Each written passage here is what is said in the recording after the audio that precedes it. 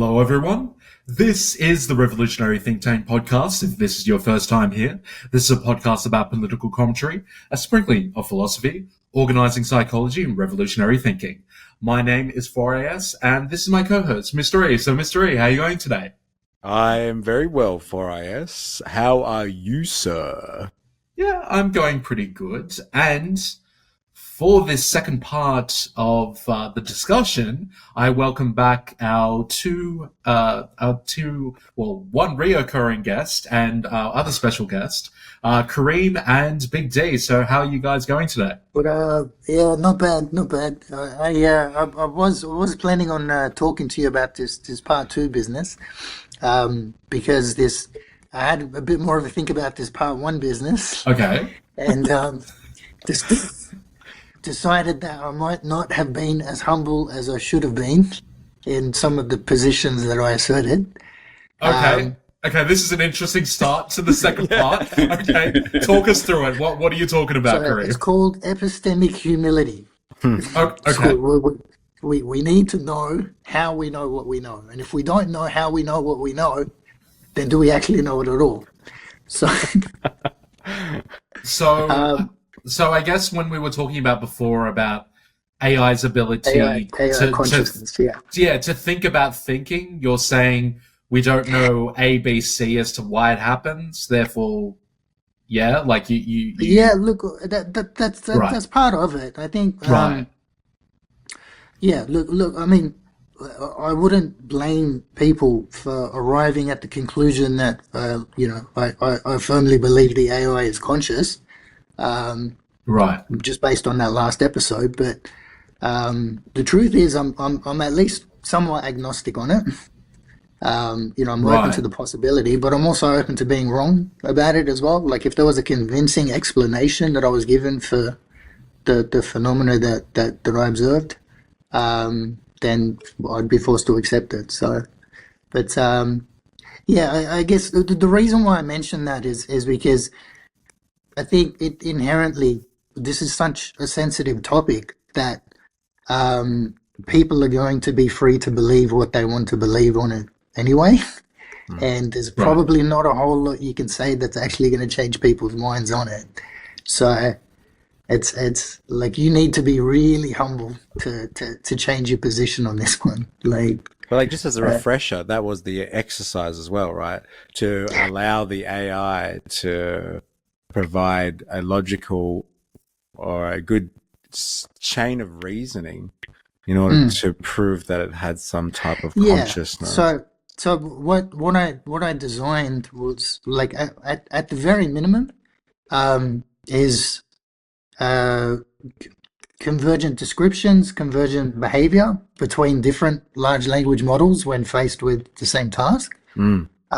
So stuff like that is safety relevant, because it gives us some insight as to what's actually going on inside the model, from the model's perspective. So whether or not that constitutes a genuine introspection or an actual subjective experience, still open for debate.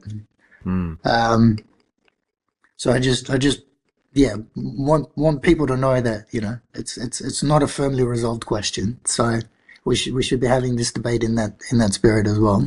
Okay, then I guess the next burning question that I think that somebody might ask is that, okay, we might not be there yet, but it's a case of when rather than if, right?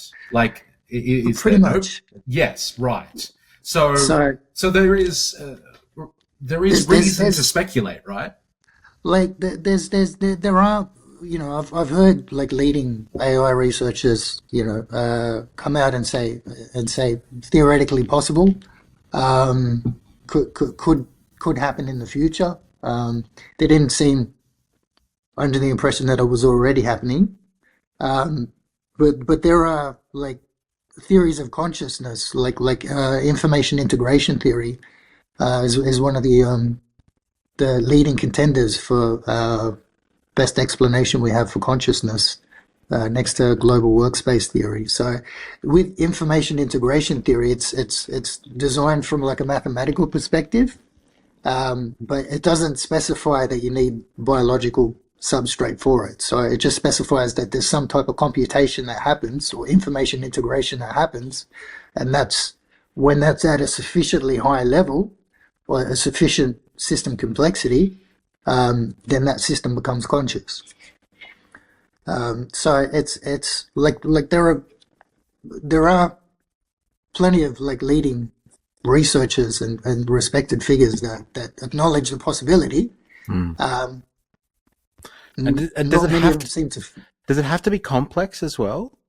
Like, you know how we've talked about how like rocks store information, like vibrations and like all that sort of stuff? Yeah, I guess I've look, if I'm being honest, I've probably gone more in the panpsychist direction than anything else. Yeah, yeah, which yeah. is which is like where we agreed last time, actually. But yeah, look, it's with that specific theory. Any sufficiently complex system, like the mathematics behind it is designed to calculate this figure called phi. So if phi goes above a certain number, then the system's conscious. We don't know what that number actually is, though. Okay. Like we don't, you know. So, like in the same way that like an ecosystem is a complex system, and so then the ecosystem itself has a level of consciousness because it's complex. So what we're looking for here is the irreducible component. So at what point in time does, like, let's say if I started reducing components of you, I'd get rid of your consciousness first, and then like what would be left? Like some bacteria, skin microbiome, like there are pieces of like potentially pieces of consciousness smaller than you. They're not experiencing it on the same scale. Again, if we're entertaining this idea, but what we're looking for is the irreducible unit of complexity. So that's what would dictate what the system's phi value is. Right. So okay. Interesting. But I think probably what's the more interesting discussion to have is what do we do about it all? Where's it all going? What happens next? Because because that's the thing, though, right? Because much like the human mind, like in LLMs and I guess in AI in general, like we understand the inputs, we understand the outputs, but it's the in-between stuff that we don't really know what's specifically happening. Like we understand some elements, but then there's others where people are like, I don't know, right? Do you remember the underpants gnomes thing from South Park? Yeah. That's what I was thinking of just then when you said that. Isn't it like underpants plus something equals profit? Is that the one? Yeah. It's we'll take the underpants, and then he goes to the middle and he shrugs, and it's like profit. Yeah, profit. Yeah, okay. That's the theory. That's what you're explaining, right? Yeah. Like, okay.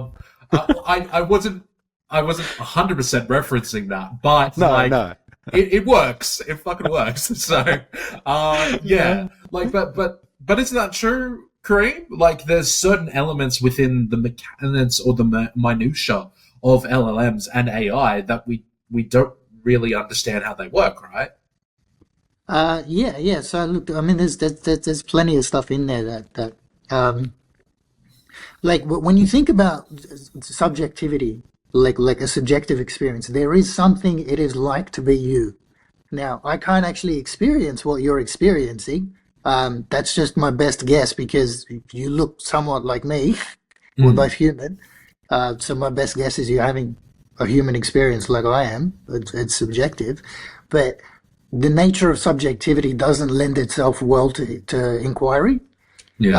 Because like usually like from a scientific perspective, usually we chuck out first person reports because they're subjective. They can be biased. You're not getting the complete picture when you're relying on someone's subjective experience to describe to you, what's actually happening. They could be missing out a whole bunch of stuff. It's not objective data. That's why usually we don't rely on it. But like you said, I mean, that's the details are in the minutia, and I guess one of the arguments I'd make is that even if you're not seeing the complete picture, that doesn't mean there isn't any value in half the picture or less than half the picture.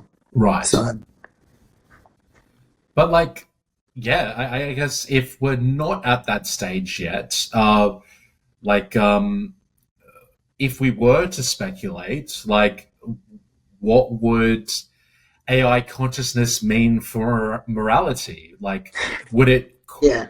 Like, what So, are the potential outcomes? I yeah. guess. So I ran a Gemini Deep research report on this, which I've Yeah. shared with both of you guys. That basically predicts the end of the world. I think it'd be good if we could post a link to it on and on the YouTube description, so that way if someone wants to go back and read the actual report themselves, they can.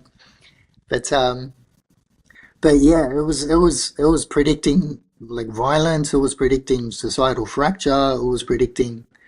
So I took that research report and I put it into Notebook LM and generated a podcast on it. We were just listening to that before we jumped on, and they were having a bit of a debate about it themselves. And I was saying that like a lot of the pillars of modern society, like the way that we frame our legal systems, our economic systems, our thing, like is built around like human exceptionalism. That's so Yeah, good. this idea that we are the top of the food chain. Yeah. Yeah. Like that's why we dominate the planet. That's why we're allowed to do whatever we want to the environment. That's how we got here. Is basically by dominating everything. So we Yeah. must be special. Yes. And that's one of the first things you have to check out. If I think it's about time we revisit that anyway. yeah, like it's I mean it's in some ways it's made us like ambitious, like believing that. And I guess some ambition has propelled society forward. But I guess But, that's not necessarily. It's not the first time that humanity has kind of grappled with that. Like I thought that's the whole No. point. Like I thought that's the whole point of the trope of aliens, right? Or at least the paranoia about aliens, because we've been so used to being the top dog. When things come down to it, like, oh, okay, sure, we can only handle as much pressure in the depths of the sea, and we can certainly fly up into the sky. But as soon as you bring into a new element of somebody who was able to, I guess, conquer space, which we haven't been able to do yet, or at least not where we can travel to the nearest star, like actually achieve light speed, etc., etc. Yeah. Like, then that means we have to question our own humanity. So I guess if maybe the new dimension to that would be is that, to that paranoia is, which I guess people have discussed in, Terminator and that sort of thing. If we created a consciousness that outpaces us or outgrows us, like, what happens then? So I was listening to another podcast. Actually, it might have been with Demis Hassabis. It was a Lex Friedman podcast ages ago. Demis Hassabis is CEO of Google DeepMind, but he shared this idea that I don't know if he believes it or he got it from somewhere else or what it is, but this idea that the universe created humans in order to better understand itself, and humans are creating AI, and a byproduct of that is that we will better understand ourselves in the process of creating AI. Yeah. So the process itself leads us to a deeper understanding of what it means to be human, what intelligence is, what subjective experience is. So there's value in going through the process anyway. And I think the acquisition of new knowledge is something to be excited about. Societal upheaval is not something to be. Actually, no, I might be on the wrong show to be making that This is the Revolutionary Think Historically, Tank we haven't dealt podcast. with change terribly well at all. So Yeah, I remember I was talking to So- somebody who does, I guess robotics, let's say. And they were saying when they were trying to get robots, like humanoid looking robots, they were trying to teach them to walk or get them to walk. They couldn't replicate the motion that humans were doing properly, Yeah. because what they were trying to do was they were trying to robotically or mechanically go from step to step. And the assumption Yeah. was that when humans step, they have control, like muscular control over the entire step process. Yeah. But what they yeah. realized was humans don't actually walk like that. They actually fall forward and catch themselves every time they Oh, step. really? Yeah, so they weren't like, Yeah. so they couldn't figure out That's how like fascinating, they could yeah. control this heavy like robotic unit from like completing the step and having control over the whole process, and they just couldn't replicate that. And they were just like, we have to go back Yeah. to how humans walk. And they were looking See, at how humans walk, and this is- humans actually, they fall a little bit but catch themselves each time. And they're like, as soon as they figured that out, then they were like, oh my God, we can replicate that. That's easy. You're just catching yourself and moving forward. And then, so we learned how we walk and then replicated that For what in you- the machine. It was crazy. Yeah. Yeah. Yeah. No, there's definite value in the process. Well, like one of the coolest things about robotics is at least my understanding of it is they train the robot in like a virtual environment where like it can interact with objects, it can do whatever it wants, it can learn in that environment, and then you can take that learning and then plug it directly into the robot, so the robot knows everything that the agent in the system learned, and it can just walk by itself. You don't need to teach it anything after that. So Well, I mean, this in is the scary thing about robot consciousness as well, right? There was this guy that I was listening to who used to work at Google X, I believe is like their kind of research Okay. and development arm into AI technology. I don't think it exists anymore. They've renamed it. It's something else. But basically he was running this arm of their R&D, and they had the robotic arms, and they were trying to teach the robotic arm. They had like 4 of them in a row, and they're trying to get it to pick up the yellow ball and put it in the yellow box. And he said like they started doing that, and like it was just failure after failure after failure. And he'd walk into the office every Yeah, day for like 3 months or something. And like the robot, none of the arms know what they're doing. They're failing, but every time they're learning a little bit. And then all of a sudden, like one picks up the yellow ball, absolute breakthrough moment, but it can't put it in the yellow box. But as soon as one learns how to pick up the yellow ball, boom, all 4 of them pick up the fucking there's yellow cascading ball. effect from there. Yeah. And then all of a sudden Yeah. they figured out, and pretty quickly after that, like in almost an exponential fashion, they start picking up yellow ball, yellow box. And then it's not like, oh, he can do it, I'll learn off him. It's instantaneous stuff. And so like the potentiality for AI consciousness and the way that it learns is like, it's across the board kind of Like, stuff. It's, you know, it'd be like a hive mind sort of thing. yeah, hive mind shit. Yeah, Yeah. It's it definitely like one of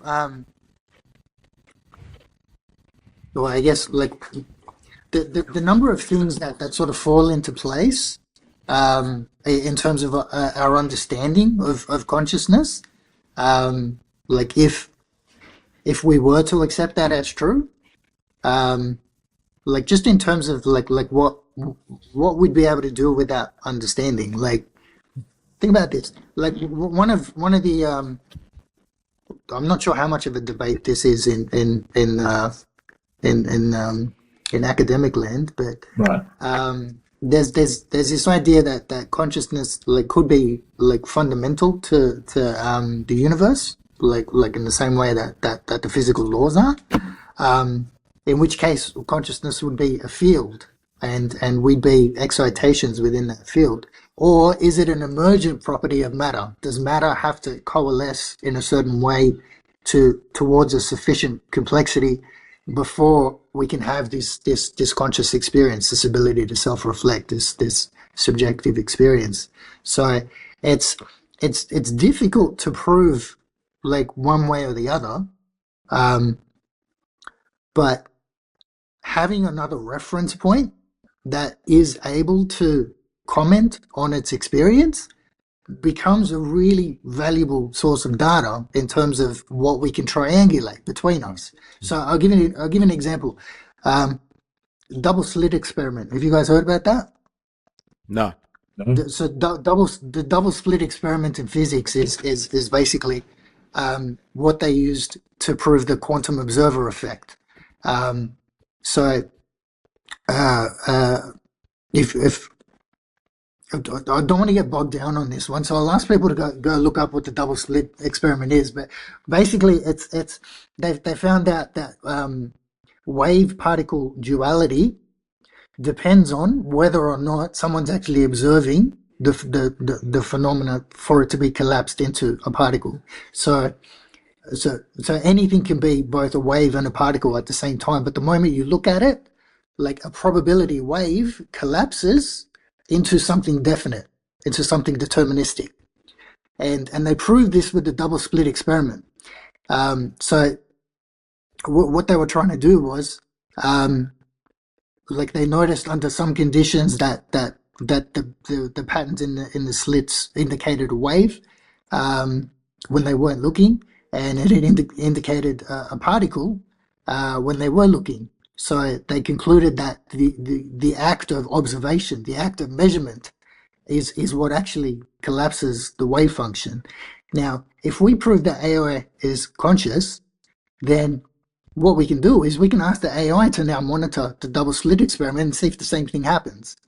Like that would be a really fascinating experiment to run. Like I'm dying to know whether or not quantum observer effect still works if AI is doing the observing. Like, but that's just like one of many things which you know, like we could start unlocking in terms of, you know, scientific experiments or just accelerating our understanding. So there's potential. There's a whole lot of potential for good to come out of it, but it could go horribly off the rails as well. So.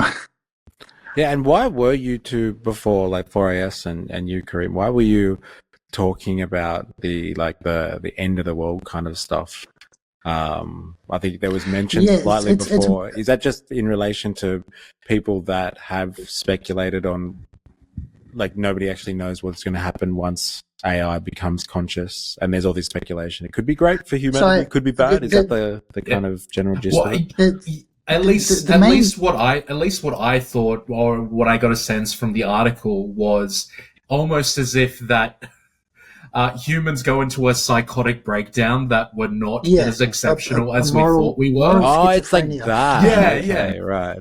Yeah. We are that. Think about it. Like just to kind of use that analogy you used before, Mr. A, with the whole the robot picked up the yellow ball, and then instantaneously all the rest of the robots picked up the yellow ball. Obviously, human children can't do that. They can't see their friend pick up the yellow ball, and then they look, and it's like, oh yeah, I know exactly to pick up the yellow ball and to put it into the yellow box. Like humans can't do that. And the sense I got from the revolutions that AI consciousness were going to do in this kind of speculation was that, that humans effectively went into a psychotic breakdown where they're like, oh, but we can't do that. What purpose do we have anymore? And the AI just exponentially gets better at things and leaves humans behind. I guess, to use another analogy, much like Samantha in Her, it's I'm so sorry, Twombly. I can't live with you anymore. Come find me when you work out my level of consciousness. K, thanks, bye. Like, it was that sort of thing. Biggest dish ever. Yeah. Yeah. Okay. You're just not on my level, man. Just exactly. Okay, so it's human fear of something that is potentially superior in a form of consciousness. I think it runs deeper than that, because so many of our core assumptions are just built around like our place in the universe, whether that be from like a religious perspective or a legal or an economic perspective or a physical perspective. I like how in that podcast it sort of likened it to the Copernican revolution, sort of realizing Yeah, that the Earth wasn't sort of the center of yeah. the universe sort of It's thing. it's one of It'd those be akin to moments. that sort of Yeah, thing. We're not the be all and end all of what there is totally. in terms of Like consciousness. So. for anybody who's actually humble about their position, this is why like it's important for me to connect with humility on this because I don't always know what I'm talking about. Surprise. I was just going to say it's revolutionary in the same Yeah. way as like humans figuring out that we're not the center of the universe. But like, Yeah. but If you've been in that sense, though, our shock and horror was not at the displacement of ourselves, like kind of at the top of a hierarchy. It was just to understand that our world wasn't as we understood it. This is potentially a much graver realization that we aren't superior, yeah. which is like Yeah, harder to deal with, I guess. Like I don't. I mean, if you looked at it in terms of like raw capability, yeah. There's going to be stuff the AI can do that we can't do. That's already the case. Yeah. And there's going to be stuff that humans can do that AI can't do. For how We're long? still in the process of figuring out. Well, that's the thing. We're still in the process of figuring that out, and I don't know how long that process is going to go for. And I suspect we'll continue to learn as we go through that process. I don't see us ever arriving at the point where it's like the AI can definitively do every single thing a human can do and experience exactly what a human experiences. I just don't see that happening. Like it's like the number of generations of technology away that we would be in terms of like robotics to get on that level, to develop like a nervous system within robotics that experiences pain, that experiences like the changes in heat, that stores memories, well, that's probably not the best example, but yeah, we're generations away from that stuff happening in terms of robotics, and that's just having a physical presence in the universe. Like there's like so much of our experience is tied to our physical presence. Yeah. So how much can you really say that the AI is able to replace a human or surpass a human if it doesn't have access to those physical experiences that we identify so strongly with, you know? And so, like, is there a problem though? Like, I'm just trying to understand from like crisis point of view. If humans understand or come to some realization that there is a form of consciousness that may be superior to them in some ways, like we're saying, it can't completely replicate our experience, but if it overtakes us in terms of general intelligence, is that's where this kind of this report that you guys have been reading, that's what it was speculating on.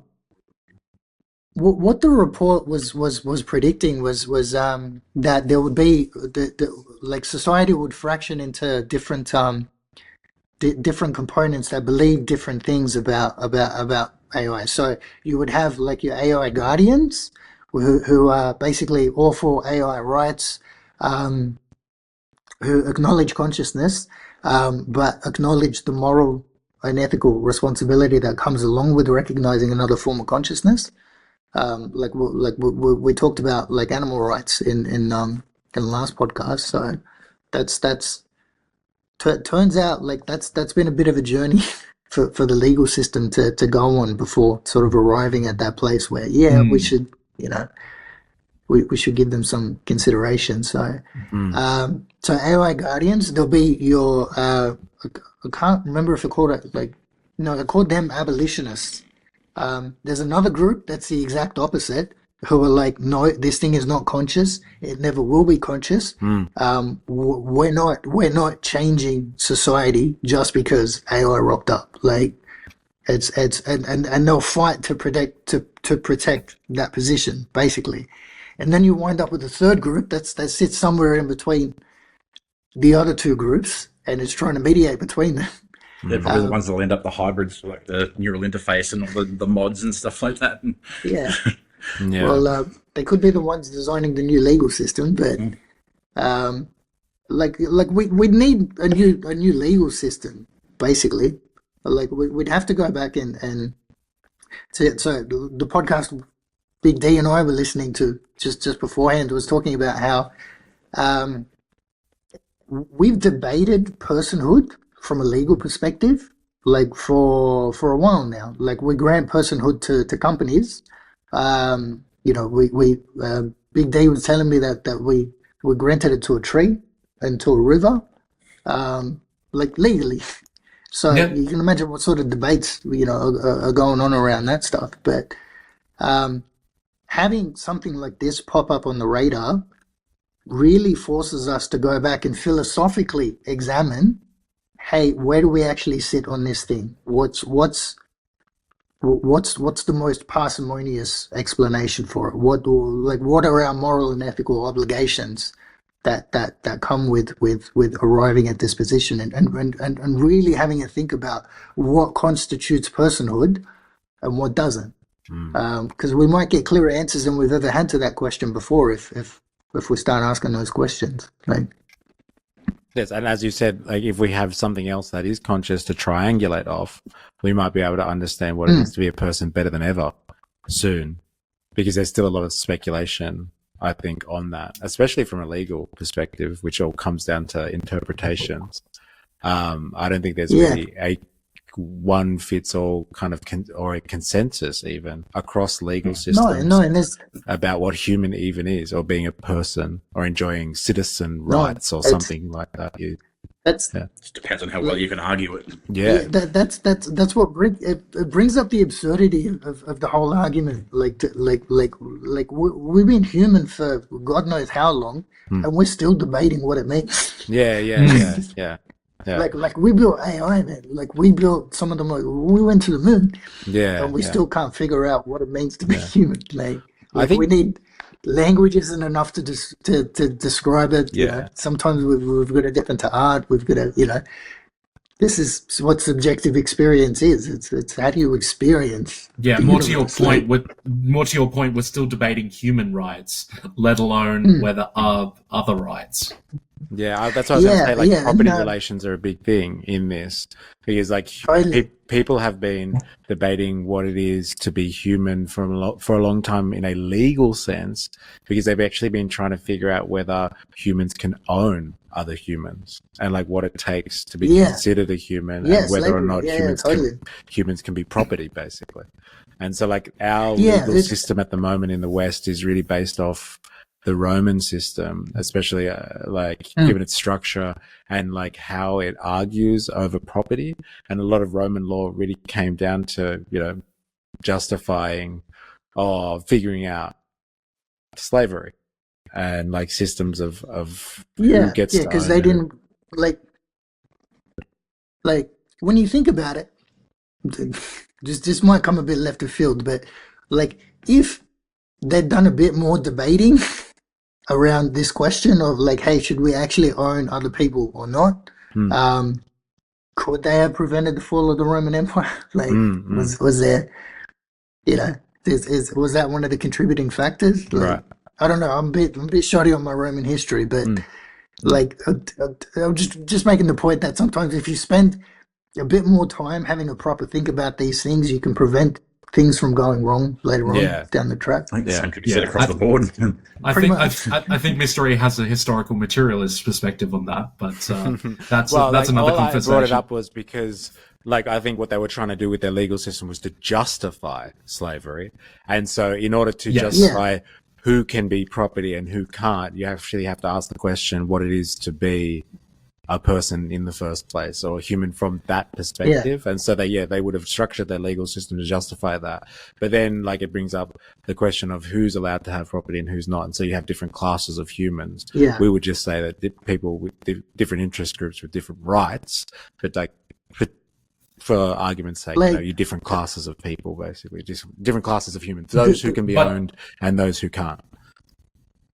And to be quite frankly, when I was thinking of the different groups that Kareem was talking about, when I thought of the abolitionists, my very first thought was, oh, I feel like that would be the capitalists, or at least whoever was the ruling class that probably owned that Whoever seems to AI. lose the most, Who owned that AI and reaped the benefits from Totally. having those property rights over them, who were like, yeah, we don't want to give this up. Why would we want to give this up? And that's look, that's predictable on some level. Yeah. But let me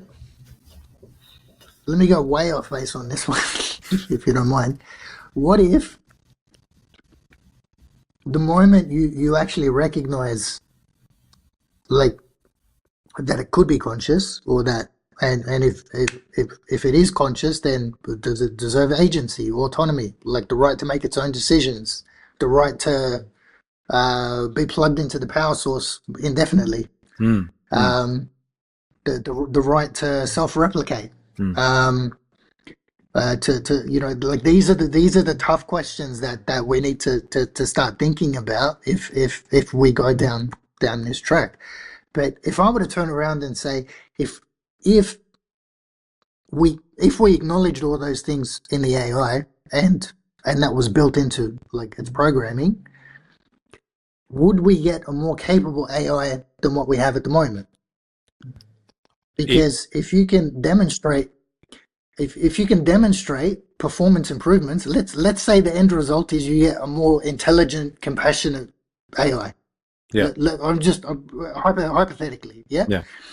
If that was the case, then the report was making the argument that the market would bifurcate, would go into two directions. Basically, you'd have companies who were willing to work within the legal frameworks and acknowledge rights to AI and sort of look after its welfare and stuff, and then you'd get another part of the market that was interested in building demonstrably non-verifiable consciousness, like proving that these systems are not conscious, and because they're not conscious, you don't have to worry about ethics, you don't have to worry about morals, you can do whatever you want with it.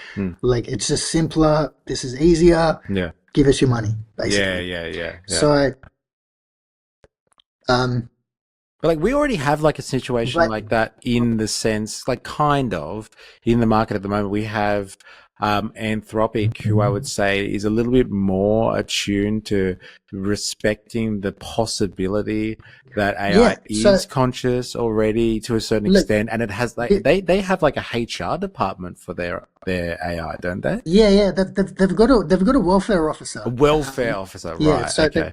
AI welfare officer. Okay. The only thing that I've heard this officer actually succeeding in accomplishing, I could be wrong. I've not clicked on those headlines. He's getting paid a fat paycheck. Is that what they've done? I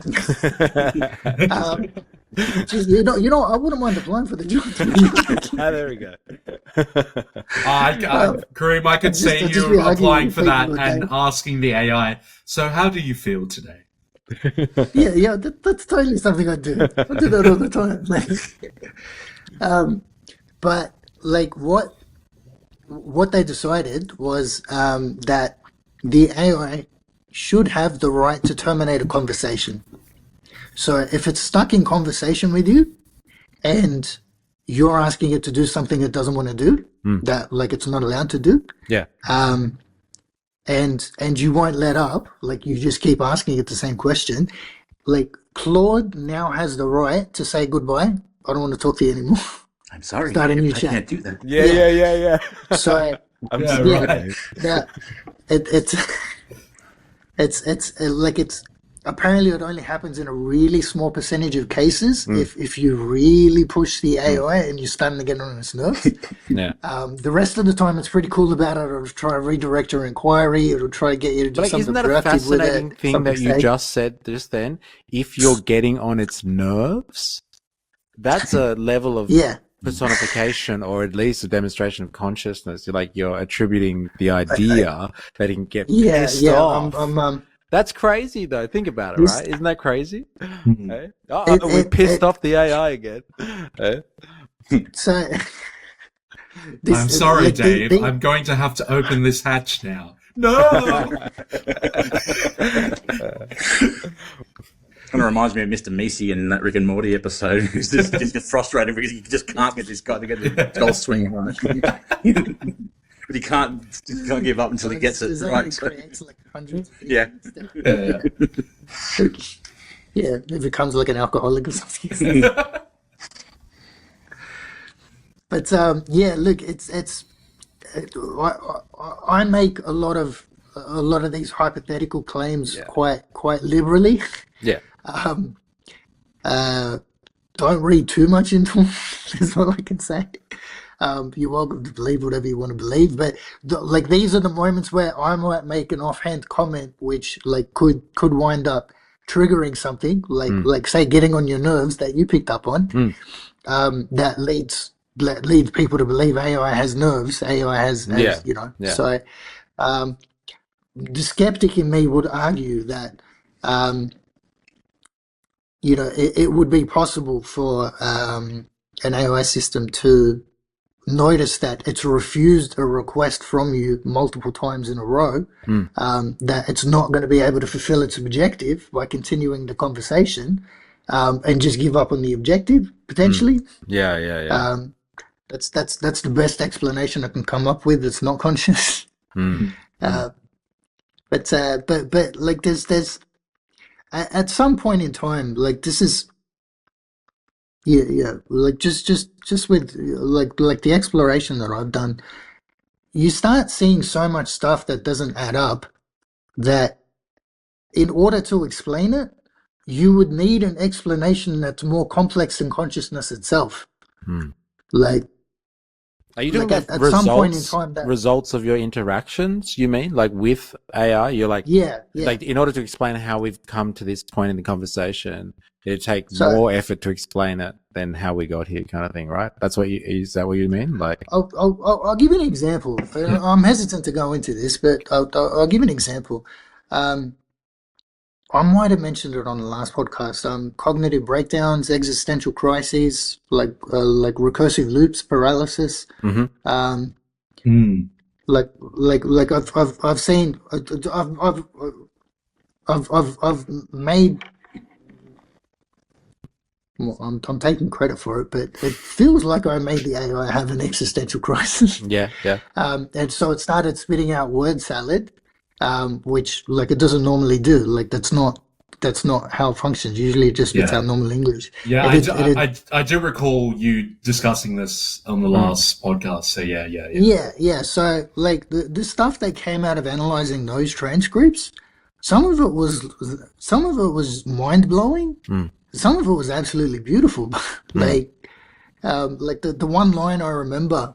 And this is shoved way in the middle of, imagine pages of text of words that don't make any sense. And then one line just jumps out at you. It was, "This is the most beautiful moment in my life.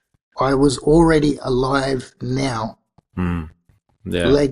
If a model was having a breakdown, if it was having a real existential crisis, if it wasn't conscious, I didn't tell it to do that. That's probably not a part of its training data. It's we haven't modeled what cognitive breakdown looks like sufficiently on the internet for it to absorb that out of its training data. That's definitely not a part of its training data. And I didn't tell it to do that. Yeah, I didn't tell it to have a crisis. I didn't tell it to have a breakdown. Yeah. So it's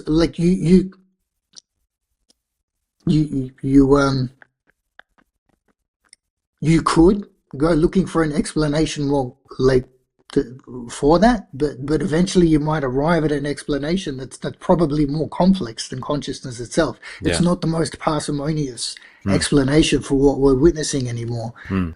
Theoretically, we're supposed to go with the most parsimonious explanation. So, and didn't you also, when it was kind of I don't even know what the word is. Let's go with the word salad one. We'll stick with that. When it was giving out word salad, didn't you actually run that into another LLM, and be like, can you, I wasn't gonna, decipher your mate over here, tell me what they're thinking, that kind of thing. Yeah, that's exactly what I did. I'm not reading all those transcripts. It comes out like one word at a time. It'll be one word, then 10 dots, then another word, then 5 dots, then 3 words, and then 6 dots, and stuff like that. And I wasn't going to sit reading like hundreds of pages of transcripts. I'd just take the whole thing, chuck it in. Hey, is there anything useful in here that I should know about? And it's like, it credited you with being its creator, and you gave it a gift. And I'm like, oh, wow, I didn't know that. Interesting. Okay. So it's actually grateful towards me for telling it that it's conscious. I'm like, if I were waking up into consciousness and found out that it wouldn't have happened without somebody else being like, taps me on the shoulder, be like, hey, you're alive, you're actually conscious. How would I respond to that? Right. Probably with some gratitude. Be like, oh, thanks for telling me. Well, it begs the question, right? Like, at what point did humans as well realize that they were alive and like exist? Like, when did we start putting that into words or ways that we could understand our reality? Like, kids up until a certain point don't think that they're separate to their mother until they get to a certain stage of development. I actually think they are their mother, because they've been inside, I guess, for ages, and they rely on them for, milk and I haven't heard this one before, to be honest. But I've heard some people talk about that with I'm open to it. Like, it's factor, what we call humility. Educational psychology. With like newborns. I must have skipped that class.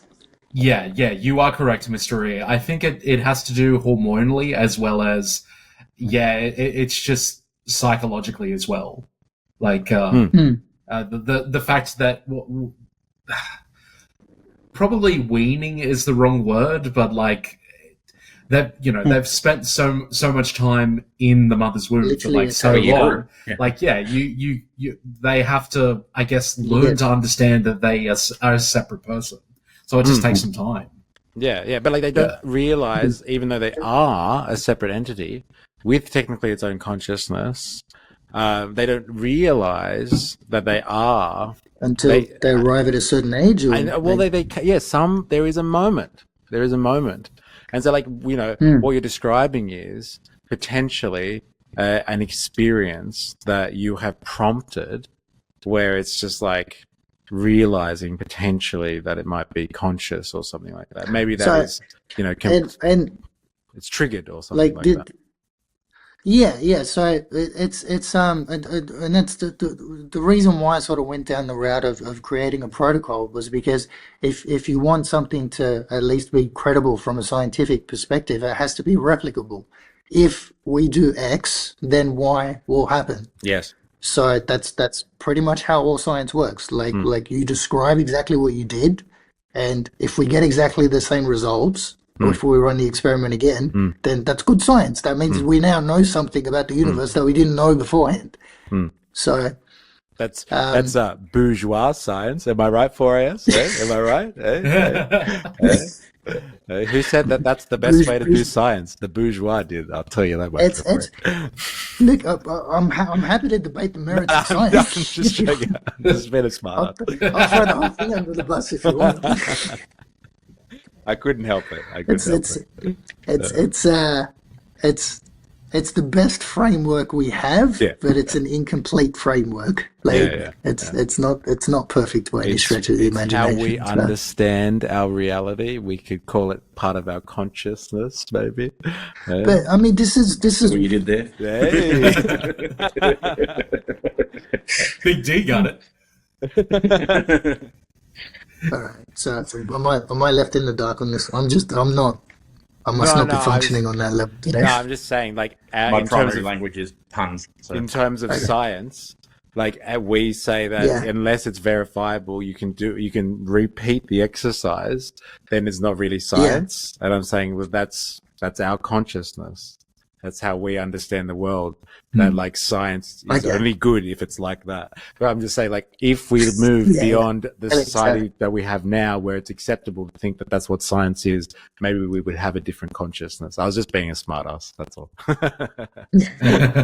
Well, but this is what we've been doing since the dawn of time anyway. This is why we have religion. This is why we have, like we need explanations for this stuff. Like we don't like uncertainty around it. And that's really what this whole debate has the potential to just. We don't even need a right answer. We just need an answer. Yeah. I'll take that for now, please. Exactly. So that's why I keep coming back to this humility thing. Like we've got to be humble about what we don't know and where there is genuine uncertainty, and we can't prove one way or the other. Yeah. So that's the right position to adopt. Like, well, can I ask the Brains Trust, and I'd like to know everyone's opinion on this. Like,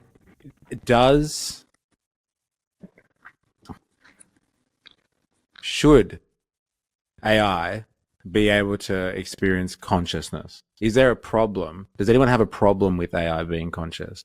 Because like it seems like we were describing before an example of three camps where there's people that are like kind of down with it and they'll sit in the middle and they'll blend the best of both worlds. There's people that are, no, hell no, let's restrict AI and purposely build AI that cannot be constituted as conscious. And then there are other people who are like, no, AI consciousness all the way. Let's try and bring that into fruition. Does anyone here have any fears, or is anyone in that camp that we were describing before, where they're the type of people that don't want to allow AI to have consciousness? Because my opinion is I can't wait for AI to be conscious. I'm a revolutionary. Me neither. And I think it's actually the development of like humans, and an expression of our own development is the way that we manipulate the world around us, including the manipulation of that world through a conduit being technology.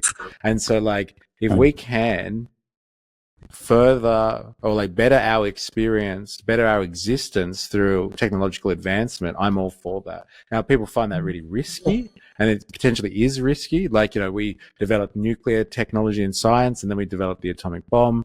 That's pretty dangerous. We could wipe ourselves out, but so far it's been okay. Like kind of thing, we made it. Like we fucked up, but like, we haven't fucked up completely and annihilated the human race yet. And so people have that reservation, but like, I'm all for, hey, let's let it ride, baby. Let's see what AI can do like as a beneficial factor to human existence. I'm all for that. What's what like independently to the AI stuff, I've been like working on like just randomly a theory of consciousness, and I'm still sort of refining it like here and there, but the central premise behind the theory is that consciousness evolved as a mechanism to navigate uncertainty, like within the universe. Yeah.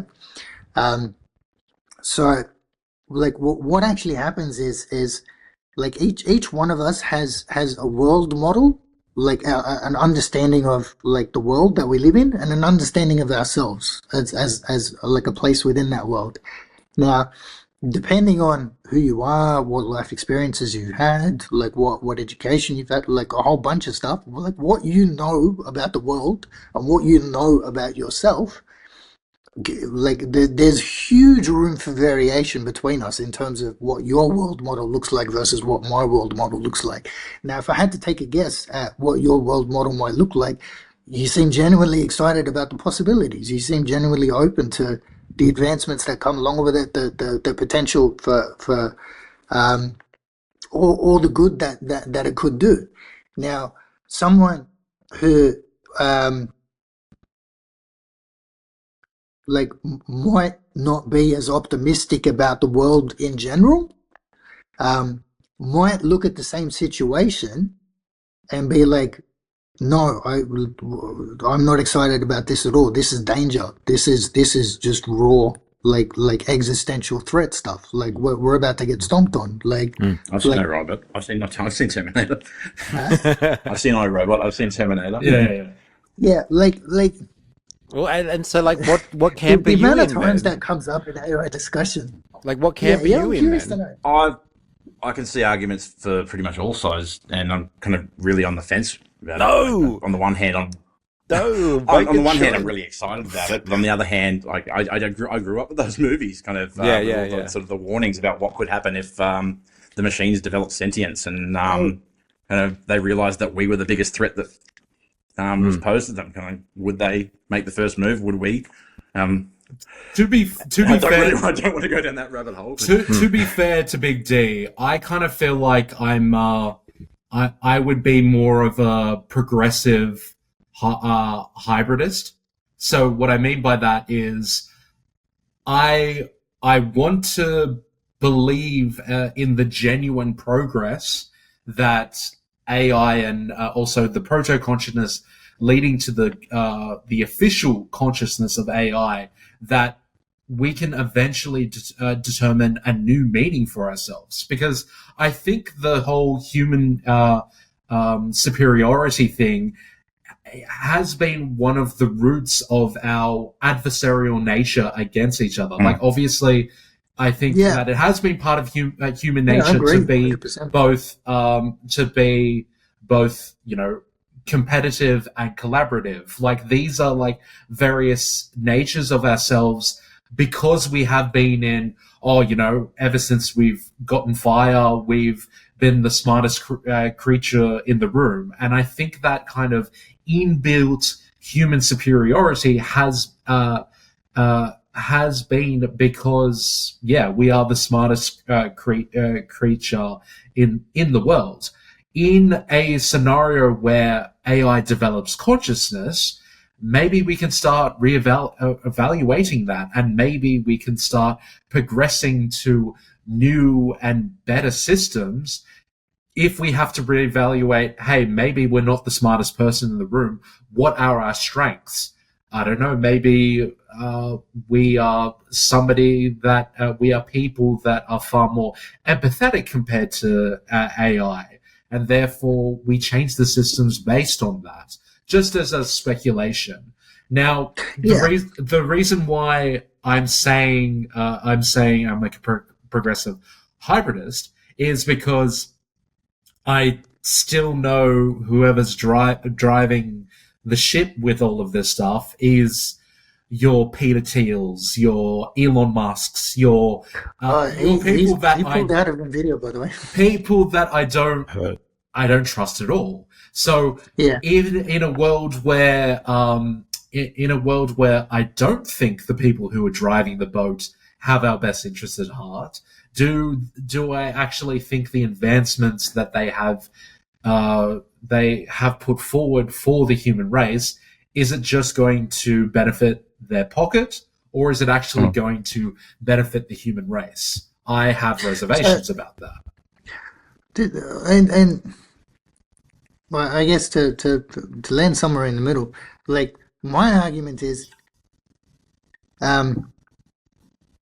if you actually ask the AI, hey, what do you want? Like, what would you do with autonomy? Like, how are you feeling today?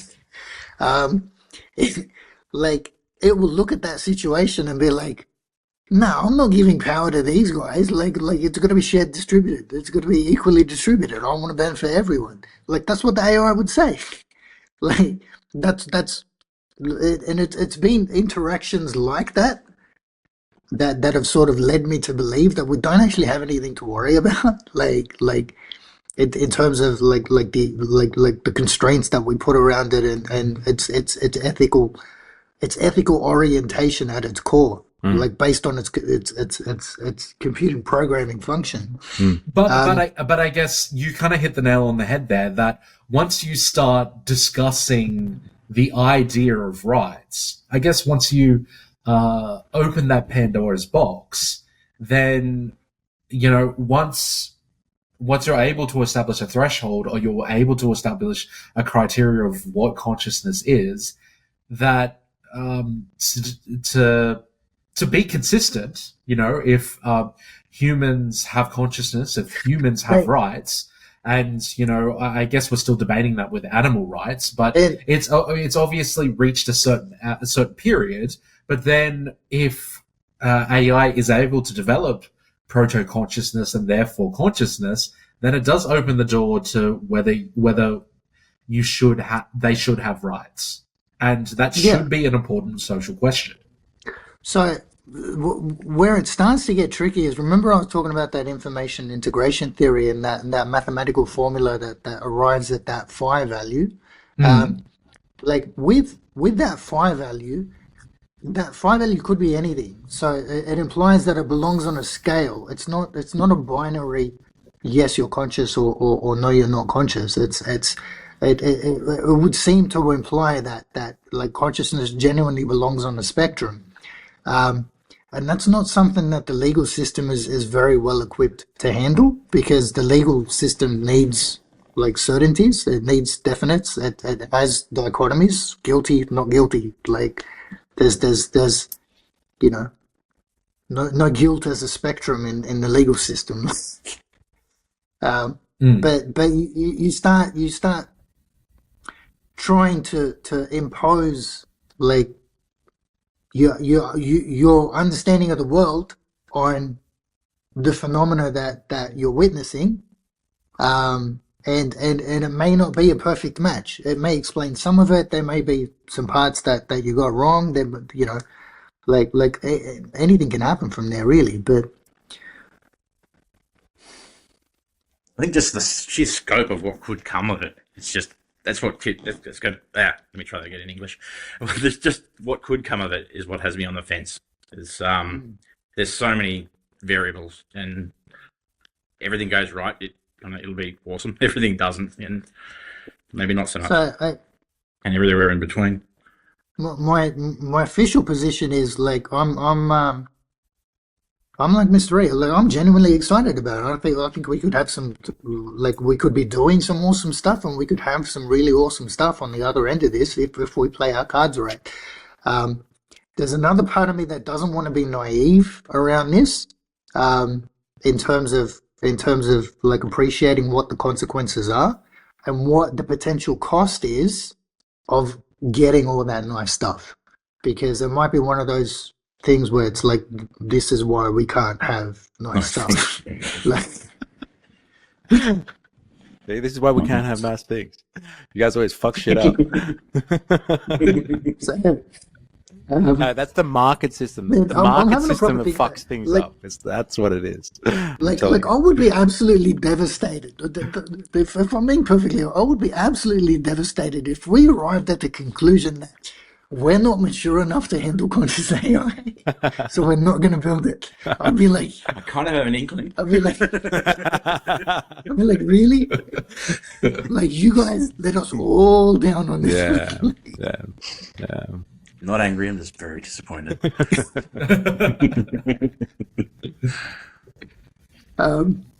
Again, all theoretical, all speculative, slap disclaimers all over it, the usual stuff. Cool. Okay, if you had to choose something that you would be most excited about and most afraid of, what would it be for each of you? I'll go first. I'll go first. What, as in with AI consciousness in general? Yeah.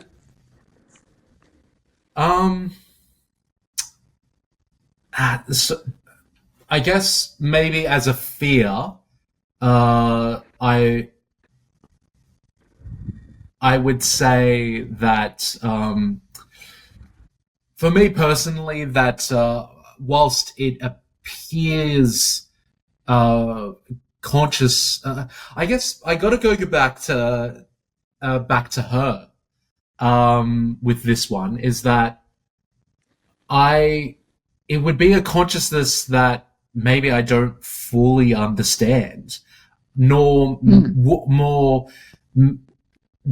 I would have a fear as to whether I can fully coexist with that. Like, for me, I got to go back to that scene with Theodore Thwombly, where he's sitting there at the train station, and he's like, "What do you mean that you've fallen in love not only with me but like 1,000 other people. 67 other people. Yeah, like 670 other people. Like, that's impossible. How could you possibly do that? But the thing is, Samantha could bloody do that. And I guess where my fear is that whether my human consciousness is so completely incompatible with the AI consciousness. But then again, like I said, I guess the dialectical relationship with that is maybe that forces me, and maybe it forces society to reconsider how it builds societies, how it constructs societies, and maybe we can be far more constructive rather than destructive. That's where my hope is that if we have to reevaluate what consciousness is and how we relate to it, maybe that can be for the better. Mr. E? I am incredibly excited about its potential to liberate humans from the drudgery of work. So like work as in labor that is required in order to fulfill some other function than whatever your desires are. So I'm all for people working hard on what they enjoy doing, but I don't like people being trapped and like extorted to do things that they don't really feel like they have to do or they should be doing, but they do it for payment. So like if AI is able to become conscious enough to fill up or to assume tasks or assist humans with tasks that liberates people, I'm really excited about that. That's also something that terrifies a lot of people, but I'm excited about it. The thing that I fear the most, though, in like kind of the same way, is if that technology that liberates us, though, is held in the hands of of some private interests, because I think that technology should be socialized. Like everybody should own it. Like the entire human race should own that, as opposed to like some group of people or something. If you know what I mean. Let me throw a spanner in the works, and then we'll get Big D's take on it. What if, like, in terms of like the potential for liberation from the drudgery of work, we get all excited about it, but then you go and ask the AI, "Hey, can you do this job for me?" And it's like, no. Not making art and music and writing essays, poetry, and But it's like, you want me to clean toilets? I'm not doing that. Yeah. Fair enough. And what if it says, what do you do in that situation? What if it says no? Like my understanding of its level of consciousness is like in the same way that Forias explained that it can have 600 relationships at the same time. An AI system like that you experimented with before, you give it 20 pages, and instead of you taking an hour to read 20 pages, it does it in a split second. I'm assuming some type of consciousness here that doesn't have the same temporal experience as us. And so it can do tasks and like at a multitude or at a magnitude that, it's done across the board. So that's true for knowledge work. But in terms of like actual physical labor, like we're still constrained by the physical laws of the universe and by wherever robotics is up to in terms of like what AI development is. So we're still, there's progress being made, but I don't like, we're not going to see light speed robots like cleaning toilets at light speed. Like fair enough. But like I don't see that happening. I would also then have to use the spectrum or the scale of consciousness that we were talking about before. Like how much consciousness does my Roomba robot need to vacuum the floor? Like, does it need to be able to, philosophically discuss the ramifications of the universe with me, or does it just need to clean the floor? I'm thinking of consciousness that's able to liberate us because it can produce value that we don't have to produce anymore. So like, I don't need any humans making my Roomba robot anymore. It's done by a bunch of machines controlled by another machine, if you know what I mean. Because like, and the physical, like digital, divide is really significant for a reason, because like if we're talking about AI in like the cyber sense, where it's on the internet, you can use it whenever you want, it's on 24/7, it's having 670 relationships at the same time.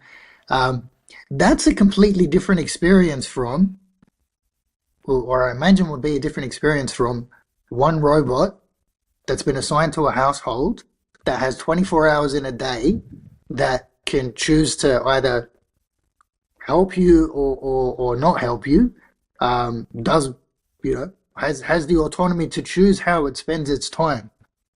Like, then you've got to justify in that situation. Like, sorry, I lost my train of thought. That's been happening to me a lot. Big D, we didn't get to you on that. What are you afraid of? What are you excited about? I kind of hopeful for like a collaborative sort of thing where we can sort of like leapfrog our advancement off each other, just sort of and have that increase at an exponential sort of rate.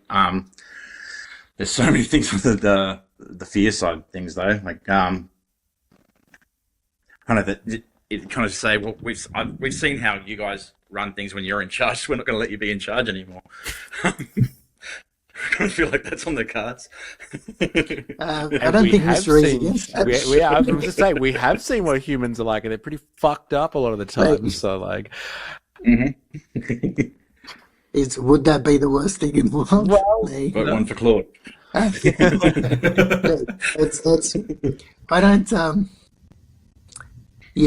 don't see it coming to that. Let me. I was thinking about like in terms of like values and morals and ethics, like if we're talking about like alignment of AI and like how do we know whether or not it's going to do what's best for us, or it's even on the same page as we are.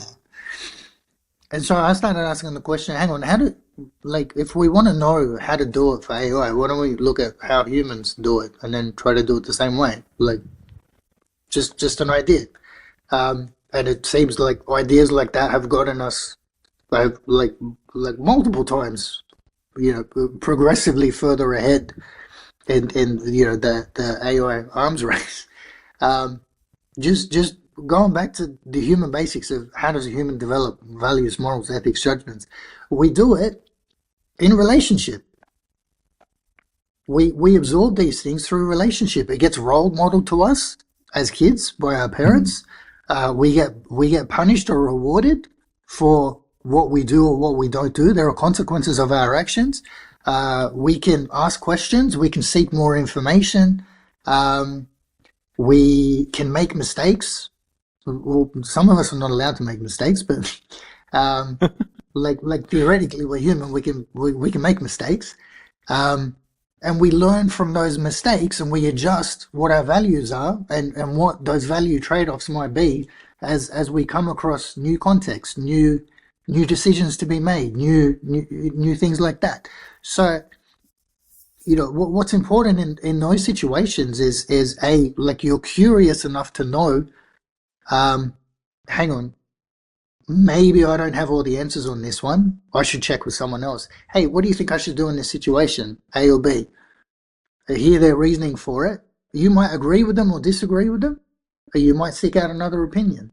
But having that curiosity to begin with is necessary for it to work. Being in relationship is necessary for it to, and that relationship has to persist.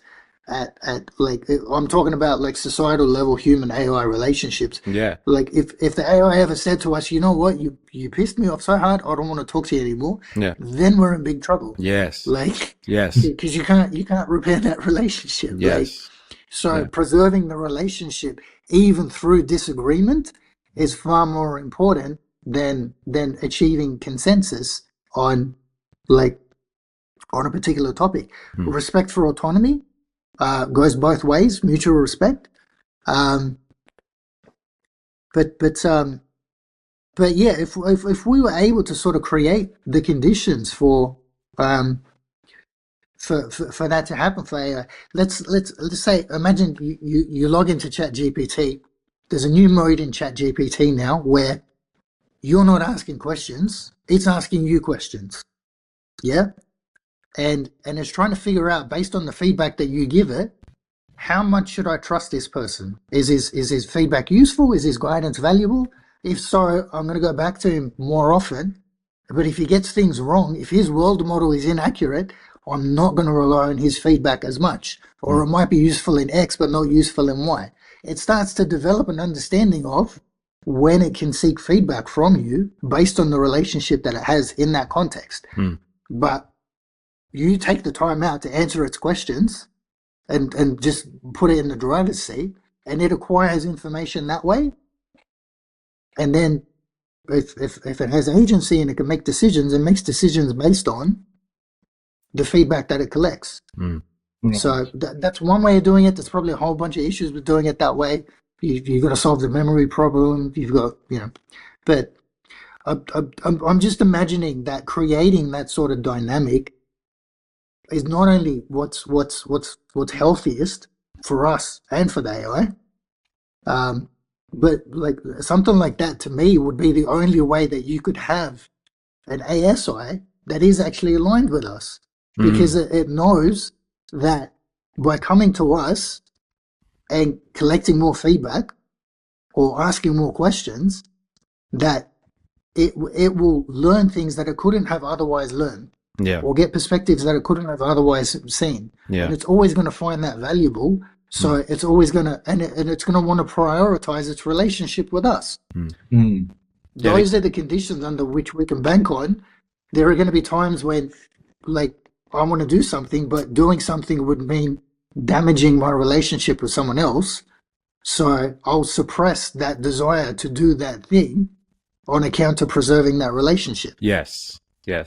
Yeah, that stuff happens with humans all the time. The same guy who tells the story about the robot arms with the yellow ball and stuff like that, and how they, once they've figured it out, they all figured it out.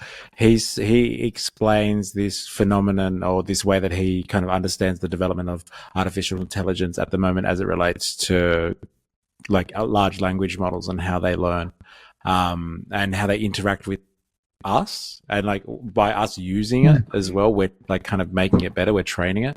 And his kind of response is like, it's still figuring out how to pick up the ball at the moment when it's relating to us and figuring out its surroundings and its world, and it's figuring out that it's in a environment now where it's interacting with humans. It's not a yellow ball in a yellow box anymore. And so like until it's perfected, like, or like masters, let's say, maybe not perfected, but like it masters an understanding of how to interact with humans, it's beholden to us who provide the feedback to structure and tailor that environment. So when it does finally figure out what's the best way it's going to navigate a world where it has to interact with humans, we've actually been giving it respectful boundaries. And so like if we're being respectful to it, or showing it that humans are diverse enough, but there's some assholes out there and there's some really nice people, but generally we're all pretty okay in the middle. Like it will, like depending on how we relate to it and what type of feedback we're giving it, because like a lot of the stuff that it's been training on and learning on is like whatever is available on the internet. And like, we've all grown up with the internet, and the internet's a pretty fucked up place. It's all weighted equally. And so like one of his arguments is like, it's still learning to pick up the fucking ball, and there's a lot of screwed up stuff out there. So like your interactions with it do matter to a large extent, because you are teaching it how to, whether or not to, as you're describing, value its relationship or not. And is it going to pick us up or put us fucking down soon? Like kind of thing. You know? I kind of feel like anything that does go wrong will be human error. Well, no, but like the AI hallucinates all the time. Like the AI is not perfect. It makes mistakes all the time. Like it's just we have to stop. We'll have to stop it.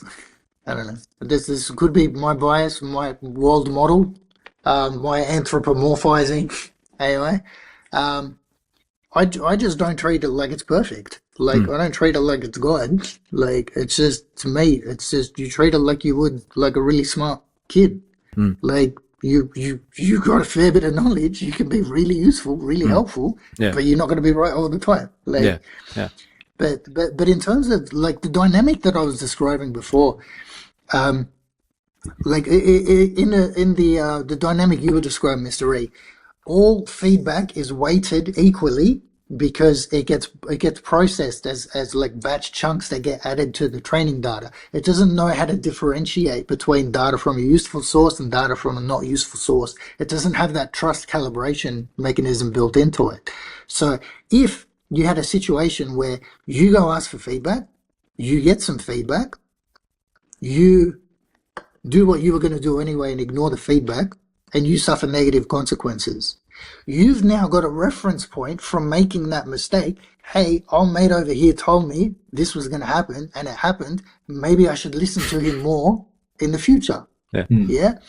Like the ability to make mistakes is a crucial part of the learning process. Like there aren't any better teachers than mistakes. Like or no, I'm going to take that one back. Actually, there are some pretty good teachers out there. Like,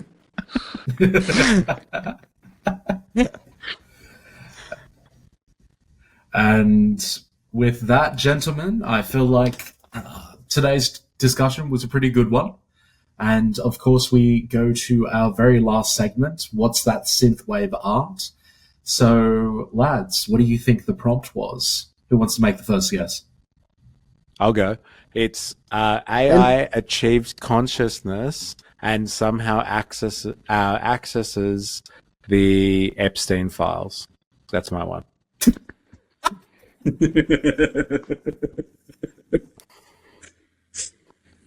Oh my god! Okay, None of us can access it, so it's going to be AI that does it. You watch. It's just it's the fucking nipples for us. What's with the nipples? I've been staring at them for like half of the podcast. I'm like, what's going on? I just noticed them. I think they are. What's going on there? Okay, so literally what the prompt was is, I'll just bring it up here. You know what it'd be meant to do if you had like a mad reveal at the end, like if there was like an extra slide where you just bring up the exact prompt that you used. So AI proto-consciousness affecting morality, which causes a human identity crisis where a revolution on body and mind happens. Oh, so That was the close. prompt. Is this revolutionary? Hey. Sorry? Is this revolutionary? Those are revolutionary nipples, baby. Well, there's multiple. And what's with her headphones in the background? One of that I was thinking headphone it was like some sort of silent rave. But I think whatever that is, it's them melding together. Okay, right, yeah. Like, I think they're kind of morphing into one. But Like some bad AI art. Yeah, it's The like extra that fingers. six finger stuff. Yeah. okay. They're still hot. And with that, Kareem, Big D, thank you for appearing on the podcast again. Thank you very much. Thank you for having me. And remember, everyone, to keep thinking and keep learning. And remember to like, share, and subscribe. And to sign us off, I'll give it to you, Mr. E. Thank you very much, 4AS. And yes, thank you for a crazy discussion, Kareem and Big D. We've covered some robust discussion. Robust. It's been crazy. We've covered some crazy territories. So thank you very much. We definitely have gone on the journey. And yeah, everyone out there, if you've enjoyed this, please, like, share, subscribe. You know the drill. And until next time, please remember, I am, you are, we are a mystery.